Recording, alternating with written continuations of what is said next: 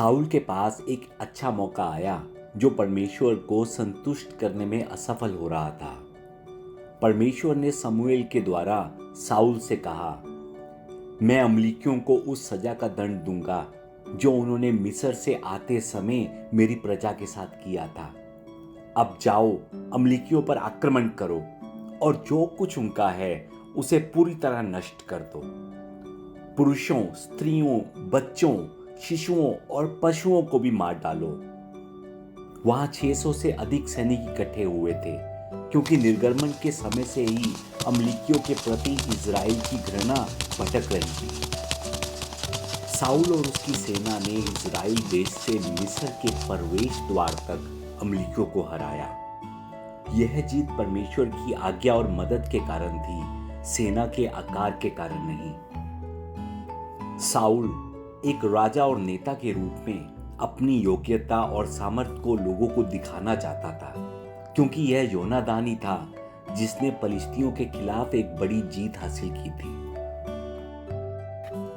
Saul ने उनको पूरी तरह से नष्ट करने की जो परमेश्वर ने आज्ञा दी थी उसे त्याग दिया।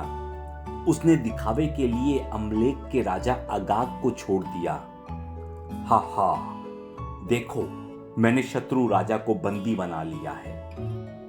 लोगों ने सराहना की। शाऊल ने परमेश्वर की आज्ञा के विपरीत सर्वोत्तम पशुओं को भी बचा लिया। देखना, मैं ये सभी अच्छे उपहार लोगों को बांट दूंगा।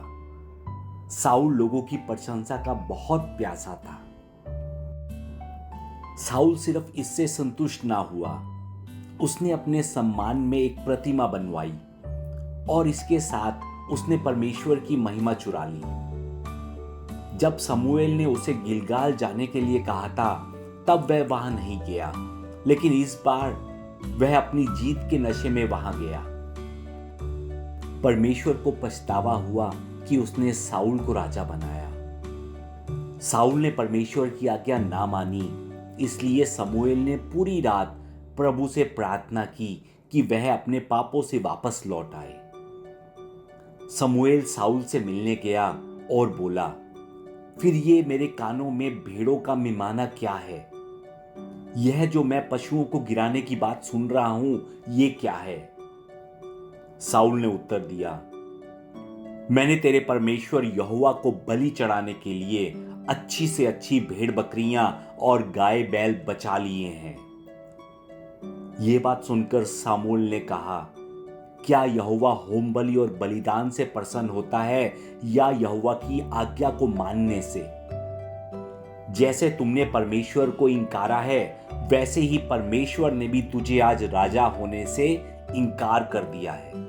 तब साउल घबरा गया और उसने शमूएल से कहा, मैं उन मनुष्यों से डरता था, इसलिए मैं उनके अधीन हो गया। जिस राजा को केवल परमेश्वर में विश्वास कर उससे डरना चाहिए, वो लोगों से डर गया। साउल ने परमेश्वर की वाणी से ज्यादा लोगों की प्रशंसा पर ध्यान दिया। इस दिन के बाद से शमूएल फिर साउल से मिलने ना गया। परमेश्वर आज बोलते हैं और हमें भी साउल के युग की तरह विश्वास के साथ परमेश्वर की आवाज सुनने ना सुनने के बीच में चयन करने की आवश्यकता है, ये कहते हैं।